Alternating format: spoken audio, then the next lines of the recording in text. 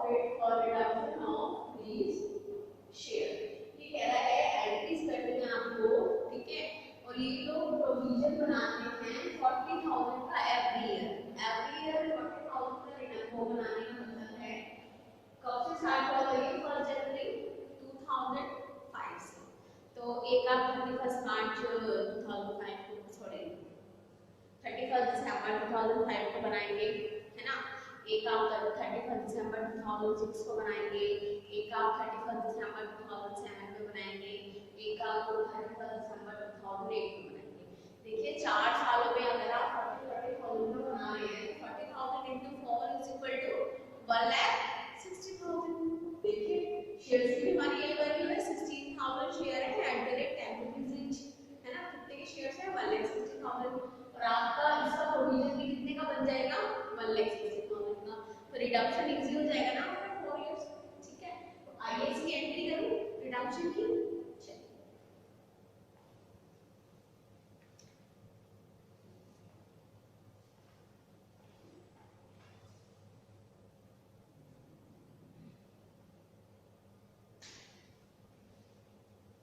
First आपको आएगा that is 31 December 2005। First आपका इसमें करेगा फर्स्ट जनवरी को आपने परचेज ही करे तो दिसंबर में आपका क्या करेगा रिडम्पशन रिजर्व बनेगा। तो रिडम्पशन रिजर्व की एंट्री क्या होती है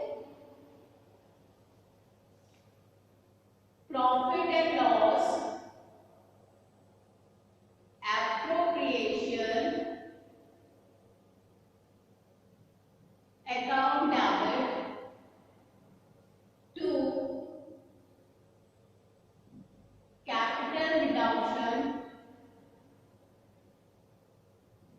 reserve account, ठीक है। कितने का रिजर्व बना रहा है वो ईच ईयर आपका 40,000 का।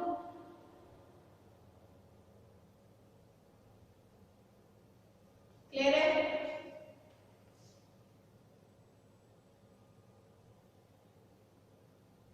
चलिए next year on 31 December 2006 each year बनाएगा जब तक वो रिडक्शन नहीं करेगा। फिर से एंट्री यही होगी P&L appropriation account debit to capital redemption reserve account that is 40,000।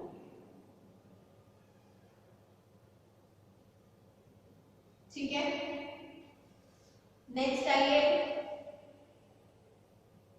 31 December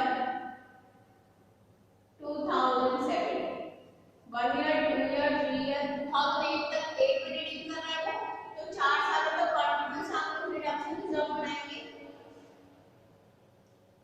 P&L account debit sorry P&L appropriation account debit to capital redemption reserve account,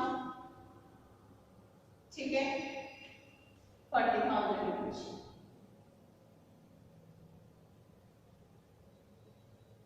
okay the next is 31 दिसंबर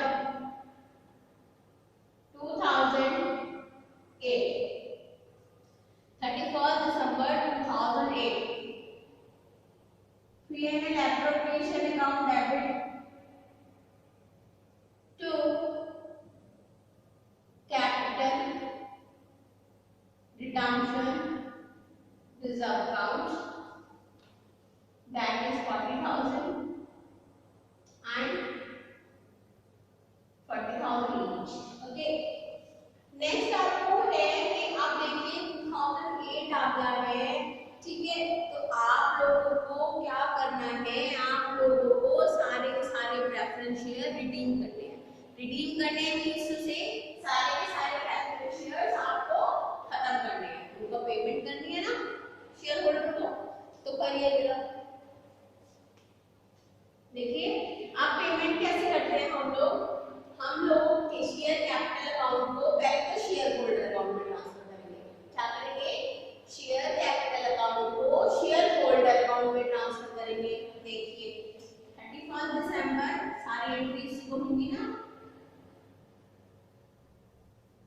कहा 6% redeemable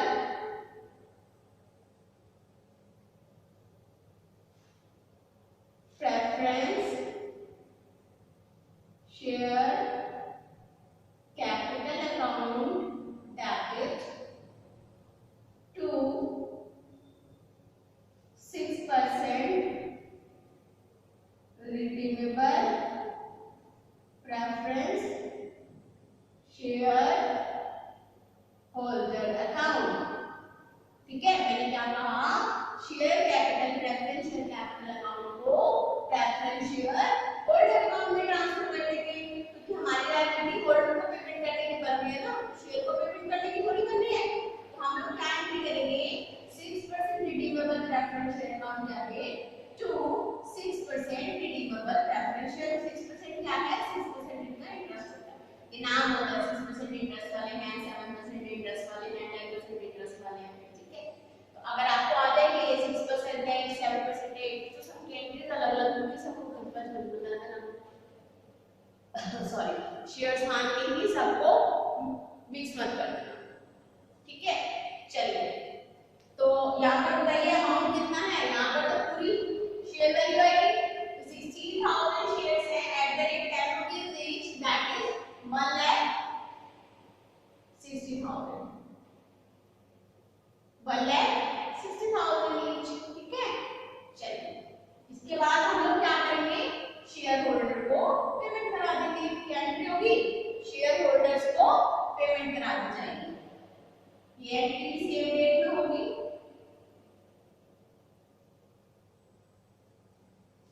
तो ये हो जाएगा बेटा 6%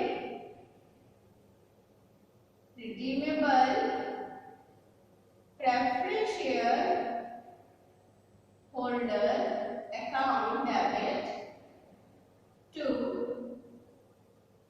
bank account. ठीक है, 6% redeemable preference share holder account debit to bank account, पूरी पूरी इन्हें पेमेंट। बताइए, किसी को कोई दिक्कत है तो मैं बताती हूँ। आई डोंट थिंक कि इतना टफ क्वेश्चन था, एक बार दोबारा से मैं आप लोगों को दिखा देती हूँ जिसमें बच्चे को समझ नहीं आया। और इसके बावजूद भी अगर आपको समझ नहीं आता है तो प्लीज कमेंट बॉक्स में हमें बता सकते हैं। ठीक है, अपना जितने भी आपके प्रॉब्लम सॉल्विंग सेशंस होंगे ना, ठीक है, उसकी अपॉइंटमेंट लेके आप लोग आ सकते हैं। ठीक है, डिस्कस करके क्वेश्चंस अगर आप लोगों को अटकते हैं तो। ठीक है, पढ़ लीजिए। A limited 16,000 6% redeemable preference share issue करे एट रुपीस 10। ठीक है, कब इशू करे, 1 जनवरी 2005। ठीक है, these shares are redeemable on 31st December 2008। File को इशू करे 8 में, तो 2005 2006 2007 2008 4 इयर्स हो गए आपके। ठीक है, 4 इयर्स हो गए, तो 4 इयर्स हम लोगों ने रिडम्पशन रिजर्व बनाया, अपना कैपिटल रिडम्पशन रिजर्व। ठीक है, चलिए, फिर वो क्या क्या है कि जनवरी पास करनी है आपको कि 4 साल आपको पूरे हर साल 40 का रिडम्पशन रिजर्व बनाना है और अपने शेयर्स क्या करने हैं, रिडीम करने हैं। ठीक है, तो फर्स्ट पहले तो कैपिटल रिडम्पशन रिजर्व बनाते कैसे हैं, पीएनएल एप्रोप्रिएशन में से बनता है आपका, पीएनएल अकाउंट में से बनता है। पीएनएल अकाउंट तो वो होता है जब हम कंपनी का प्रॉफिट कैलकुलेट करने के लिए काउंट करते हैं। उसके बाद जितनी भी प्रॉफिट डिस्ट्रीब्यूशन होती है कि यहाँ जा रहा है, वहाँ जा रहा है, यहाँ जा रहा है, जनरल रिजर्व में डाल रहे हैं, कैपिटल रिजर्व में डाल रहे हैं। ठीक है, इसके बाद जो डिस्ट्रीब्यूशन ऑफ प्रॉफिट होता है वो आप क्या होता है, वो पीएनएल एप्रोप्रिएशन अकाउंट होता है। ठीक है, तो आप अपनी कंपनी के प्रॉफिट को रिडम्पशन रिजर्व में डाल रहे हैं ना, है ना, रिडम्पशन रिजर्व में ट्रांसफर कर रहे हैं, तो ये क्या बनेगा आपका पीएनएल एप्रोप्रिएशन अकाउंट में हो जाएगा। क्लियर है, तो PNL appropriation account debit to capital redemption reserve first year का ट्रांसफर हो गया। सेम आप एंट्री करेंगे, सेकंड ईयर का भी आपका रिडम्पशन रिजर्व ट्रांसफर हो जाएगा, थर्ड ईयर का भी आपका रिडम्पशन रिजर्व ट्रांसफर हो जाएगा और आपका लास्ट फोर्थ ईयर का भी रिडम्पशन रिजर्व ट्रांसफर हो जाएगा। अब 4 साल के आप रिडम्पशन रिजर्व बना चुके हैं, लेकिन चौथे साल में आपको ये रिडीम भी तो करना है ना, तो रिडीम की एंट्री लगाओ। अब रिडीम कैसे करते हैं, पूरी की पूरी शेयर कैपिटल को पहले आप शेयर होल्डर अकाउंट में ट्रांसफर करते हैं। ठीक है, तो 6% redeemable preference share capital account debit to 6%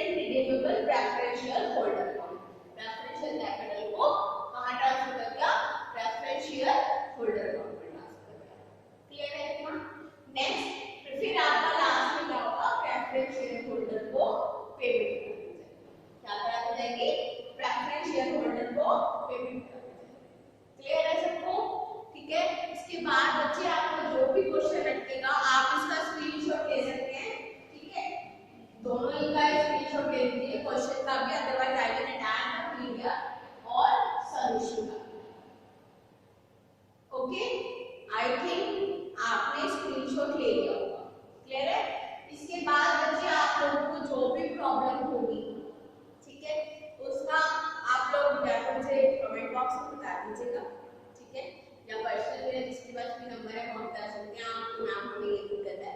ठीक है, अदरवाइज आपके जितने भी प्रॉब्लम सॉल्विंग सेशंस होंगे, ठीक है, उनकी अपॉइंटमेंट लेके आप कॉलेज आके भी 1 by 1 और 2 भी आ सकते हैं आप एक साथ। ठीक है स्टूडेंट, तो उसको डिस्कस करा दीजिएगा। ओके।